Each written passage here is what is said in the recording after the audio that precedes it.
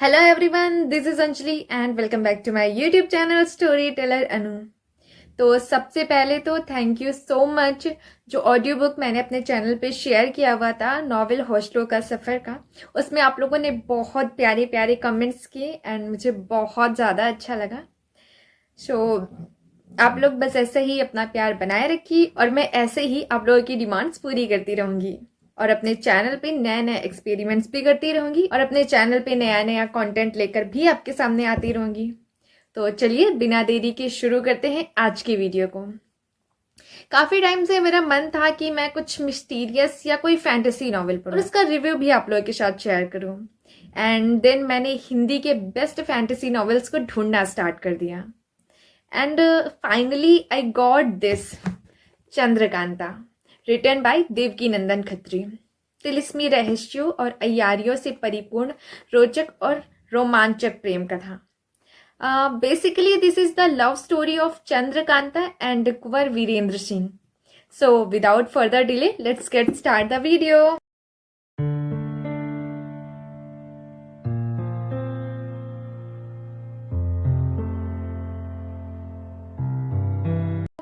चंद्रकांता। चंद्रकांता हिंदी का पहला तिलिस्मी उपन्यास माना जाता है। इसमें देवकीनंदन खत्री जी ने जंगलों, पहाड़ियों और ऐतिहासिक खंडरों की रोमांचक जानकारियों को निजी अनुभवों के आधार पर बड़ी रोचकता और सरसता के साथ प्रस्तुत किया है। देवकीनंदन खत्री जी का ये पहला ही और बहुत ही लोकप्रिय उपन्यास है। इसे हिंदी का पहला तिलिस्मी उपन्यास और खत्री जी को पहला तिलिस्मी उपन्यासकार होने का गौरव भी प्राप्त है। इसकी लोकप्रियता का अनुमान केवल आप इसी बात से लगा सकते हैं कि इसे पढ़ने के लिए बहुत सारे ऐसे लोगों ने जिन्हें हिंदी भाषा नहीं आती थी, उन्होंने भी हिंदी भाषा सीखी है। चंद्रकांता वास्तव में एक प्रेम कहानी है जिसमें तिलिस्मी और अयारी से कहानी में रहस्य रोमांच के साथ रोमांस के भावुक घटनाक्रम को अद्भुत ढंग से प्रस्तुत किया गया है। राजकुमारी चंद्रकांता विजयगढ़ के राजा जय सिंह की पुत्री है और विजयगढ़ के निकट स्थित दूसरे राज्य नौगढ़ का राजकुमार वीरेंद्र सिंह राजा सुरेंद्र सिंह का पुत्र है। चंद्रकांता और वीरेंद्र सिंह एक दूसरे से असीम प्रेम करते हैं। चंद्रकांता रूप और सौंदर्य की अद्भुत मिसाल है। उसे पाने के लिए विजयगढ़ के दीवान का पुत्र क्रूर सिंह पागलपन की सारी सीमाएं पार कर देता है। यहाँ तक कि वह चुनारगढ़ के राजा शिवदत्त को भी चंद्रकांता की ओर आकर्षित करता है। क्रूर सिंह द्वारा राजकुमारी चंद्रकांता के अद्वितीय रूप गुण का वर्णन सुनकर राजा शिवदत्त भी चंद्रकांता को पाने के लिए आतुर हो उठते हैं। राजा शिवदत्त एक षड्यंत्र द्वारा राजकुमारी चंद्रकांता और उसकी सखी चपला को एक तिलिस्म में कैद कर देते हैं।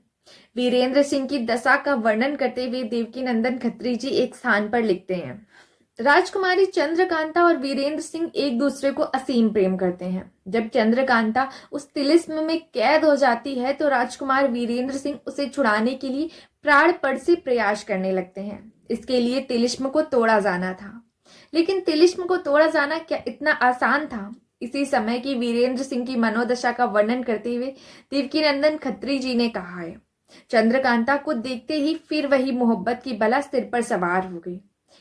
कुमारी को पहले की तरह बेबसी की हालत में देख आंखों से आंसू भर आए, गला रूंध गया।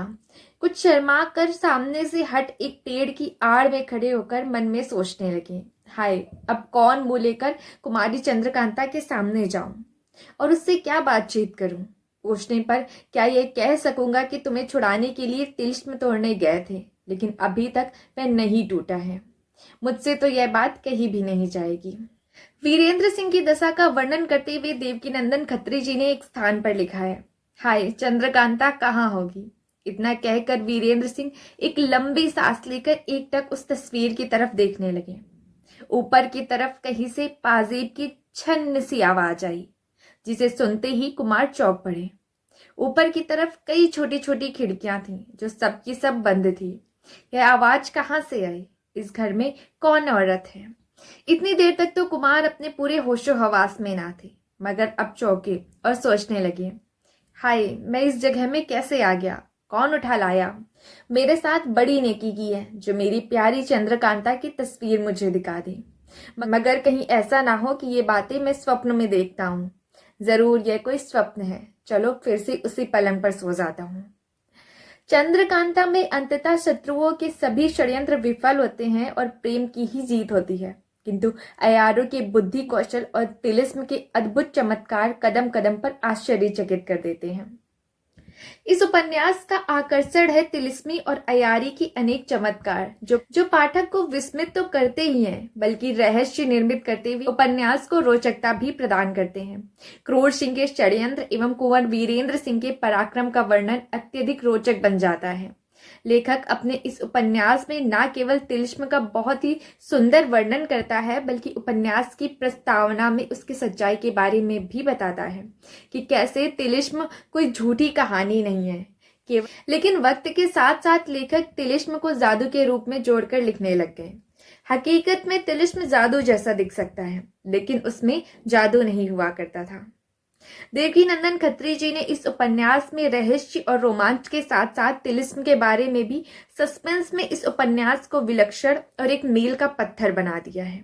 यहाँ तक कि आजाद भारत में भी बहुत से उपन्यासकारों ने इस उपन्यास की हूबहू और बहुत मिलती जुलती कहानियों वाले कई उपन्यास लिखे हैं। उनमें से कुछ ने अपने उपन्यासों के नाम भी इसी नॉवेल से मिलते जुलते रखे, जैसे कि वेद प्रकाश शर्मा का नॉवेल देवकांता संतति और ओम प्रकाश शर्मा जी का एक उपन्यास सूर्यकांता संतति आदि।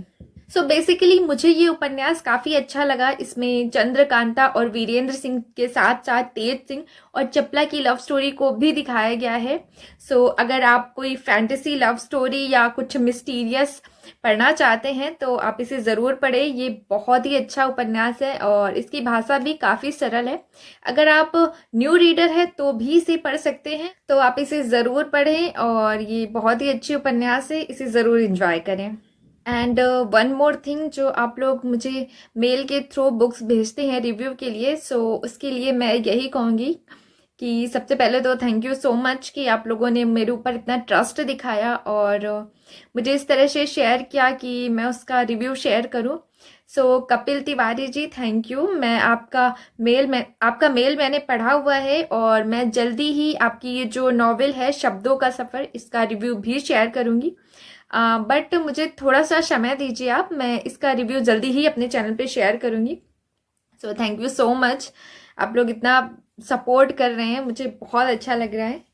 तो चलिए आज के वीडियो में बस इतना ही। अब मिलेंगे किसी और वीडियो में किसी और बुक या किसी और नॉवेल के साथ।